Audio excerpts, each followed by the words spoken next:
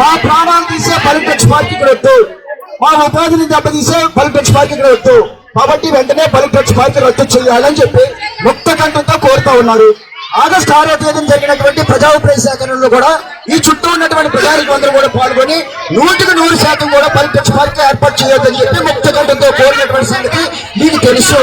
కాబట్టి మత్స్యకారుల యొక్క ఆవేదన, వాళ్ళ యొక్క ఉపాధి, వాళ్ళ భవిష్యత్తు, భావితరాల భవిష్యత్తు మీరు దృష్టిలో పెట్టుకుని పలిటెక్స్ పార్క్ రద్దు చేస్తామని చెప్పి మీరు ప్రకటన చేయాలని చెప్పేసి మేము కోరుతా ఉన్నాం. అదేవిధంగా సెక్షన్ 30 అమల్లో పెట్టారమ్మా. ఎవరు వాళ్ళ దగ్గరికి వెళ్ళి మద్దతు ఇవ్వడానికి వెళ్ళినా వాళ్ళని ఇబ్బంది పెడతా ఉన్నారు, కేసులు పెడతా ఉన్నారు, గృహ నిర్బంధాలు చేస్తా ఉన్నారు. గత 8 రోజులుగా మా ఇంటి చుట్టూ పోలీసులమ్మా, నేనేం అన్యాయం చేశానమ్మా, నేనేం తప్పు చేశాను, నేనేం ఉగ్రవాదినా, టెర్రరిస్ట్నా, నేను ఎప్పుడైనా పోలీసు వాళ్ళతో గొడవ పడ్డానా, రెవెన్యూ వాళ్ళతో గొడవ పడ్డానా? మీ దగ్గర నేనే పర్యాలు వచ్చాం, మిమ్మల్ని ఎంత గౌరవంగా మాట్లాడతాం, ఎస్పీ గారి దగ్గరికి వెళ్ళాలి, ఎంత గౌరవంగా మాట్లాడతాం. మా ఇంటి ముందు ఎందుకు 8 రోజులు పెట్టి పోలీసులు పెట్టాలి?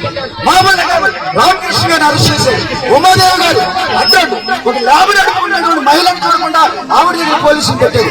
ఈ విధంగా ఈ ఉద్యమానికి మద్దతు ఇస్తున్నటువంటి అనేక మందిని ఇబ్బంది పెడతా ఉన్నారు. కాబట్టి సెక్షన్ 30ని వెంటనే రద్దు చేయాలని చెప్పేసి కోరుతా ఉన్నాను. అదేవిధంగా బీసీవై పార్టీ రాష్ట్ర అధ్యక్షులు ఈవేళ ఇక్కడికి రావాలని చెప్పి చూశారు, ఆయన కూడా ఇక్కడ రాకుండా వేరే రూట్ ద్వారా డైవర్ట్ చేయడం జరిగింది. మొన్న సిపిఐ రాష్ట్ర కార్యదర్శి గారు వస్తే ఆయన కూడా తీసుకెళ్తామని చెప్పి పోలీసు వారు ఉమ్మడి తీసుకెళ్లి అక్కడి నుంచి వేరే రూట్ లో తీసుకెళ్ళిపోవడం జరిగింది. కాబట్టి ఆ రకంగా ఎవరిని ఇబ్బంది పెట్టొద్దని చెప్పేసి మేము కోరుతా ఉన్నాం. రెండోది 29వ తేదీన హోంమంత్రి గారు వచ్చినప్పుడు చాలా స్పష్టంగా చెప్పారమ్మా, ఇక్కడ పలిటెక్స్ పనులన్నీ కూడా ఆపిస్తామని, కానీ పనులు చేస్తున్నారమ్మా. కాబట్టి మేము కోరేది ఏంటంటే పలిటెక్స్ రద్దు చేయాలి, పనులన్నీ కూడా నిలుపుదల చేయాలని చెప్పేసి కోరుతున్నామమ్మా.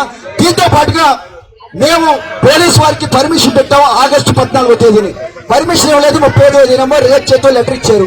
మేము టెంట్ వేసుకున్నాం, టెంట్ మీదకి కారు ఎక్కించారు. సరే పోలీసు వారు పర్మిషన్ లేదు కాబట్టి వాళ్ళు ఏదో చేశారని చెప్పేసి మేమేం అనుకోలేదు. ఎండలో మండు టెండలో గొడుగులు వేసుకొని ధర్నాలు చేసామమ్మా, ఎండలో వాన్లో. చివరికి ఎస్పీ గారు స్పందించి మానవత్వంతో స్పందించి మమ్మల్ని ఏదో చేసుకోవడానికి తమరు అవకాశం కల్పించారు. ఆ రకంగానే శాంతియుతంగా కార్యక్రమం చేస్తున్నాం. కాబట్టి పెట్టినటువంటి కేసులన్నీ కూడా రద్దు చేయాలని చెప్పేసి కోరుతున్నాం అమ్మా. అదొకటి. రెండోది ఫైనల్ గా ఇక్కడ నక్కపల్లి ఎస్ఐ గారు ఉన్నారమ్మా, ఆయన చాలా తెలిసిన చాలా దారుణంగా మహిళల మీద దాడి చేసి మగవాళ్ళని కొట్టి ఇవాళ సిఐ అడ్డాడు సిఐ రామకృష్ణ గారు కూడా ఒక పోలీస్ అనేది మర్చిపోయి ఒక వీధి రౌడీలాగా, అంటే ఆ పదవి నేను వాడినా పోలీసు వారు దయచేసి ఏమనుకోవద్దు, అందరూ సార్ మీరు పెద్దవారు ఏమనుకోవద్దు, అంటే ఆవేదన అలా ఉంది కాబట్టి మనం దృష్టి తీసుకెళ్తున్నాం. కాబట్టి ఎస్ఐ గారిని సిఐ గారిని సస్పెండ్ చేయాలని